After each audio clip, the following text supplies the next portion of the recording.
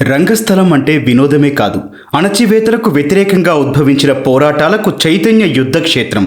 స్వాతంత్ర సంగ్రామంలోనే కాదు, ప్రాంతీయ పోరాటాల్లోనూ ప్రజలను చైతన్యవంతులను చేయడంలో రంగస్థలం విజయం సాధించింది.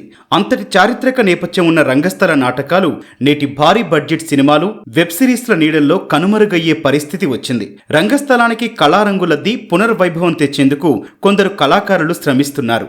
కోట్లాది హిందువుల మనస్సులో నిలిచిపోయిన పౌరాణిక నాటకాలను దేశ విదేశాల్లోనూ ప్రదర్శిస్తున్నారు. ఈ క్రమంలోనే పురాణాల్లో తనకంటూ స్థానం ఏర్పరచుకున్న రామాయణ గాథ నాటకంగా పాకిస్తాన్ గెడ్డపై ప్రదర్శితమవుతోంది. కరాచీ నగరంలో ఓ నాటక బృందం ఈ భారతీయ ఇతిహాసాన్ని కళ్లకు కట్టింది. ఇందులోని కళాకారులందరూ పాకిస్తానీయులే. రామాయణ నాటకానికి పాకిస్తాన్లో స్థానికుల నుంచి ప్రశంసలు వెల్లువెత్తుతున్నాయి.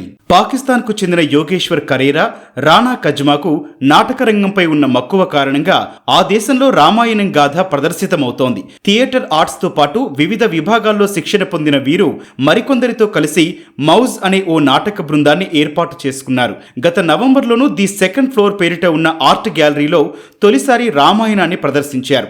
దానికి మంచి ఆదరణ రావడంతో పాటు పాక్ నాటక రంగంలోనే ఓ మైలురాయిగా నిలిచింది. దీంతో మరిన్ని హంగులు జోడించిన ఈ బృందం కృత్రిమ మేధ సాయంతో వేదికను రంగులమయంగా మార్చారు.